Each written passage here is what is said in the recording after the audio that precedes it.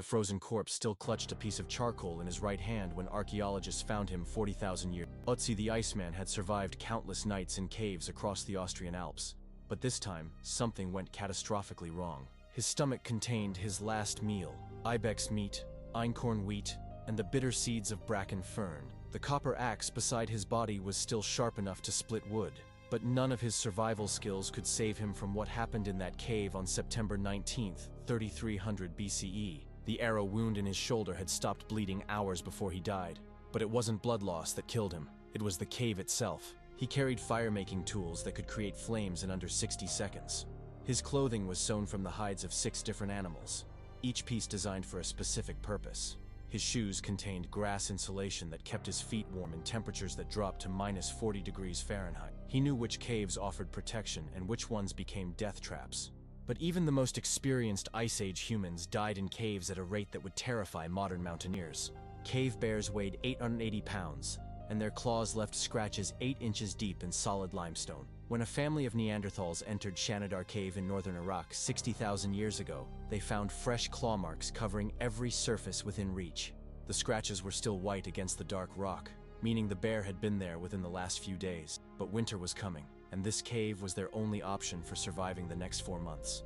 They moved in anyway, knowing that one wrong decision would get them torn apart by an animal that could decapitate a human with a single swipe. They called him Nandi, and despite his disability, he was their fire specialist. His job was to keep flames burning continuously from November through March, because letting the fire die meant freezing to death within hours.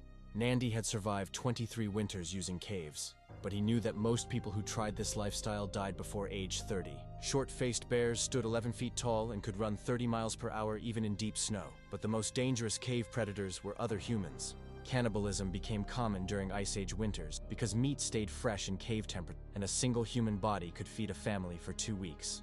The metallic scent of blood indicated recent kills, which attracted scavengers. But the worst smell was no smell at all. Caves with perfectly clean air usually connected to deeper tunnel systems, where carbon dioxide accumulated in deadly pockets. Humans who explored these caves often collapsed without warning as oxygen levels dropped below 12%. If the fire burned normally, the air was safe. But even safe caves could become gas chambers overnight when underground air currents shifted. The Neanderthal family at Shanidar discovered this when their youngest child, a 4-year-old girl named Tina, started vomiting blood on their 15th night in the cave. When the air pressure changed during a blizzard, the gas descended and concentrated in the sleeping air. Tina died within 3 hours, her lips turning cherry red as her blood lost the ability to carry oxygen. Her parents wrapped her body in bear hide and placed her in a side tunnel, but they couldn't leave the cave because the storm outside would kill them faster than the gas. The Shanidar family survived that winter, but archaeological evidence shows that 40% of humans who used caves during the Ice Age died from gas poisoning. The symptoms started with headaches and dizziness, progressed to confusion and vomiting, then ended with unconsciousness and death. Families often died together because carbon monoxide affected children first, and parents stayed to help their kids instead of evacuating to safety. Cave temperatures stayed constant year-round, usually between 35 and 45 degrees Fahrenheit. This felt warm compared to outside temperatures that reached -60, but human bodies lose heat 25 times faster in cold air than in warm air. Sleeping on stone floors sucked body heat away so quickly that people could freeze to death even when fully clothed. They collected dry grass, animal fur, and bird feathers to create sleeping platforms that lifted them off the cave floor. Nandi showed the children how to weave pine needles into mats that trapped warm air between layers. Each family member needed at least 6 inches of insulation to survive a full night's sleep, which meant gathering materials for hours every day. Nandi had learned to bank fires using a technique that kept coals alive for up to 12 hours. He would bury glowing embers under layers of ash and bark, creating slow-burning fuel that produced heat without flame. This saved wood and prevented smoke from building up to dangerous levels, but it required checking the fire every 2 hours throughout the night. The person on guard duty had to remain alert for sounds that indicated approaching animals: the scratch of claws on stone, the rustle of large bodies moving through brush, or the heavy breathing of creatures testing the cave entrance. Most predator attacks happened between midnight and dawn, when human alertness naturally decreased. If the guard spotted danger, they would squeeze the next person's hand, who would squeeze the next person, and so on until everyone was awake. This system worked because it was silent and allowed the family to prepare for defense without alerting predators to their awareness. But the most sophisticated survival skill was reading cave formations to predict deadly hazards. Icicles hanging from cave ceilings indicated spots where water dripped constantly, creating pools that froze into slippery death traps. Smooth patches on cave walls showed where bears regularly sharpened their claws, meaning the cave was still actively used by dangerous predators. Dark stains on rock surfaces usually indicated places where animals had been killed and eaten, which attracted scavengers for months afterward. Nandi taught his family to identify the subtle signs that indicated unstable cave ceilings. Cracks running parallel to the cave entrance meant the roof could collapse during earthquakes or severe weather. Piles of small rocks near walls showed where pieces had already fallen, indicating ongoing structural problems. The safest sleeping spots were always in areas where the ceiling was solid rock with no visible cracks or joints. Ice Age caves either had too much water or none at all. Caves with underground streams provided drinking water, but created humidity that made everything damp and increased the risk of frostbite. Dry caves forced families to venture outside regularly to collect snow and ice, exposing them to predators and extreme weather. The Shanidar family was lucky because their cave had a small spring that flowed year-round, but the water temperature was just above freezing and drinking too much caused hypothermia from the inside. Meat stayed fresh longest when cached in the coldest parts of the cave, usually near entrances where outside air circulation prevented spoilage, but these same areas attracted scavengers who could smell stored food from miles away. The family learned to hang meat from cave ceilings using sinew ropes, keeping it away from ground-dwelling predators while maintaining cold temperatures that prevented decay. The family collected bark containers that they sealed with animal fat, creating waterproof storage that could preserve food for months. Root vegetables like wild carrots and onions could be buried in sand within the cave, where stable temperatures kept them fresh until spring. But any food storage location had to be changed regularly because clever predators learned to associate certain cave areas with easy meals. Nandi carried flint-knapping tools that allowed him to create new sharp edges, but the process required good lighting and steady hands. Working by firelight meant positioning carefully to avoid shadows that could cause injuries during precision work. One badly placed strike could shatter a valuable tool that took hours to replace. Families spent months in spaces barely large enough for sleeping, with no privacy and constant awareness that death waited outside. Conflicts over food, sleeping positions, and fire management could escalate into violence when people had no way to escape each other's presence.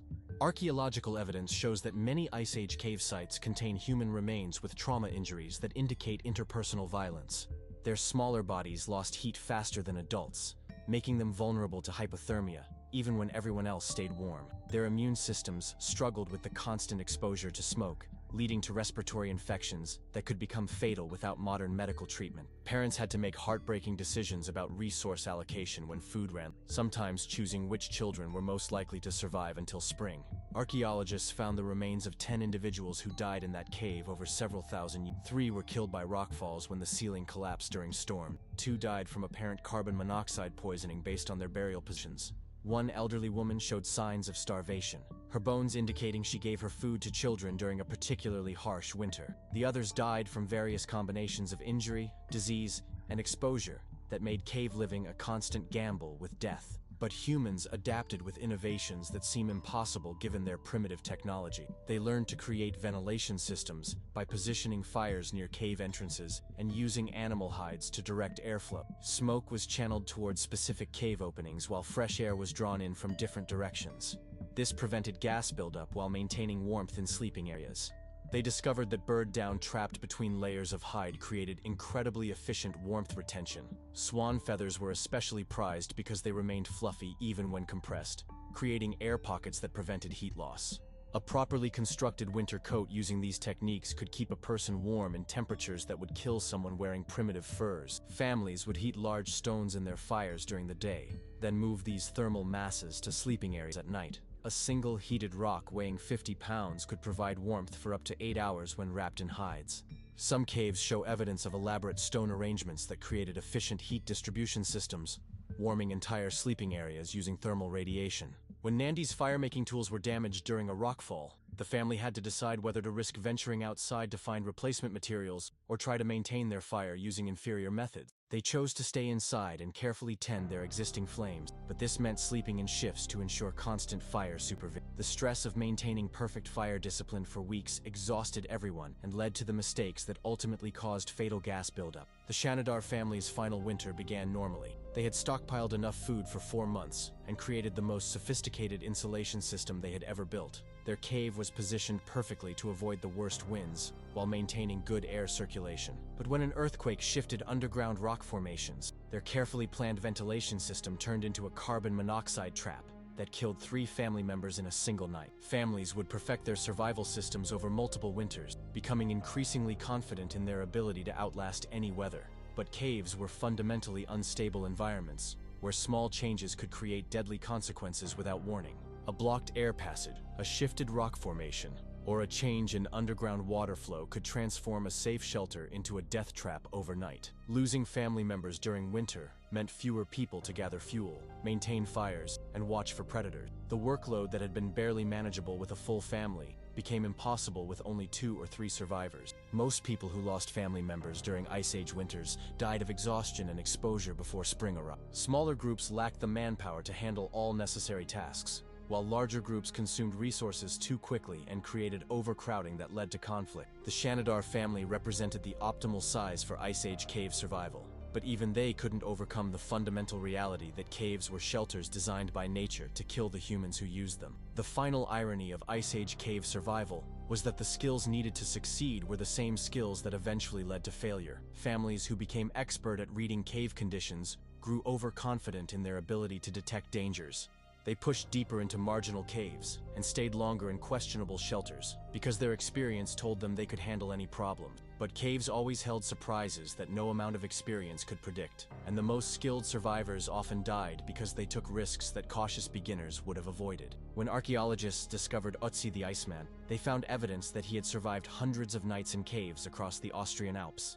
His clothing and equipment represented the pinnacle of Ice Age survival technology. But on his final night, he made a decision that thousands of expert cave dwellers had made before him. He trusted a shelter that looked safe, but contained hidden dangers that would kill him before dawn. The piece of charcoal in his hand suggests he was trying to restart his fire when carbon monoxide ending 45 years of successful survival with a single breath of poisoned air. The mathematical reality of Ice Age cave survival was brutally simple. For every family that survived a winter, 3 families died. Archaeological surveys reveal that successful cave dwelling required mastering 17 different life-threatening variables simultaneously. Families that missed even one crucial detail faced death within days. Air movement through limestone passages created wind chill effects that could drop the effective temperature by 20 degrees below the actual cave temperature. The Shanidar family discovered that different cave zones had dramatically different survival characteristics. The entrance zone provided the best air quality but exposed families to predator. The twilight zone offered protection but required artificial lighting. The dark zone provided maximum protection but created deadly carbon dioxide concentrations that could kill sleeping families without warning. Food preservation in caves required understanding bacterial behavior at different temperatures. Meat stored at cave temperatures could last up to 3 weeks if kept dry, but any moisture caused rapid spoilage that could poison entire families. Plant foods presented different challenges because many nutritious plants became poisonous when stored incorrectly. Nandi tested all stored plant foods by feeding tiny amounts to captured mice before allowing his family to eat anything that had been cached for more than a week. The psychological warfare of cave living created mental breakdowns that killed families as efficiently as physical dangers. Family members would develop paranoid delusions or experience suicidal depression that led them to walk into blizzards. Nandi had witnessed families tear themselves apart during winter isolation, fighting over resources instead of cooperating to survive.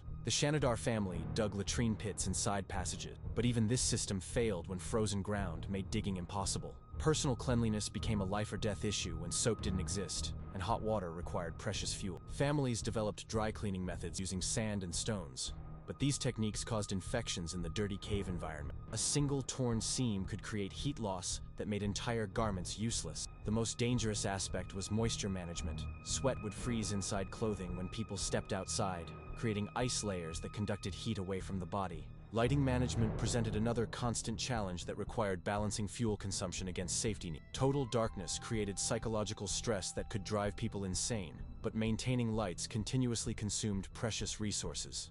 Nandi had developed torch-making techniques that maximized light duration while minimizing fuel consumption. He would wrap pine pitch around wooden sticks, creating slow-burning torches that provided light for up to 3 hours. Fire starting in caves required different techniques than surface firemaking, because air circulation patterns affected combustion unpredictably. Nandi carried 3 different fire-starting methods, because any single technique could fail when cave conditions changed.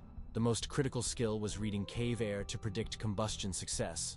High humidity made tinder difficult to ignite, while low humidity created dangerous static electricity. The Shanidar family had learned to create draft systems that pulled smoke toward cave entrances, while maintaining heat in living area. Combat preparation was essential, because caves attracted both human raiders and territorial predators. The family kept weapons within arm's reach, and practiced defense drills that could be executed in total darkness.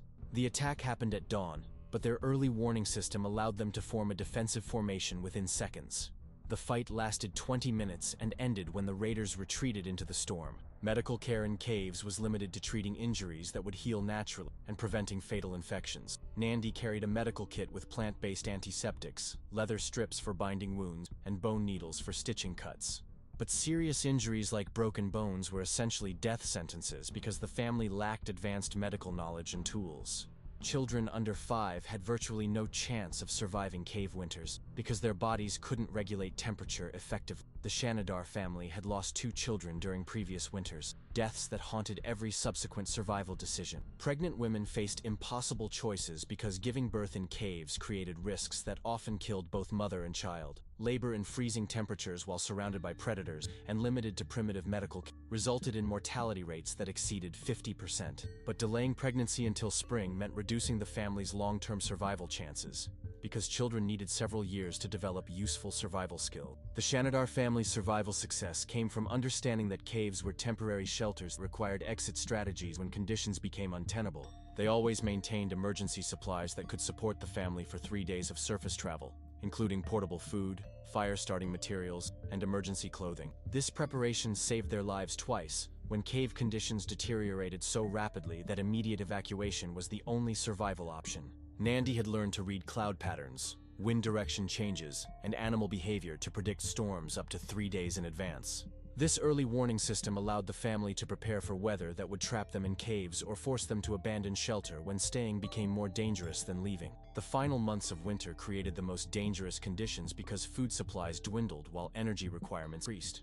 Families faced starvation that weakened their ability to maintain fires, defend against predators, and make critical survival decisions. The Shanidar family had learned to ration food carefully throughout the winter, maintaining adequate nutrition even when supplies ran low, but this required discipline that many families couldn't maintain. Resource management calculations had to account for the reality that one family member's death reduced resource consumption, but also reduced the labor force needed for survival tasks. Losing the wrong person at the wrong time could doom the entire family, while losing someone whose contribution was minimal might actually improve everyone else's survival chances. These brutal calculations forced families to make decisions that would seem inhuman to modern people, but were simply mathematical necessities for Ice Age survival. Every night spent underground was a bet that human intelligence could overcome natural forces designed to kill anything. Most of the time, humans lost that bet. But the few who survived long enough to pass on their knowledge created the foundation for every survival skill that would eventually carry our species through 10,000 years of dangerous innovation. The price of that knowledge was measured in frozen corpses clutching pieces of charcoal, forever reaching for fires that would never warm them again.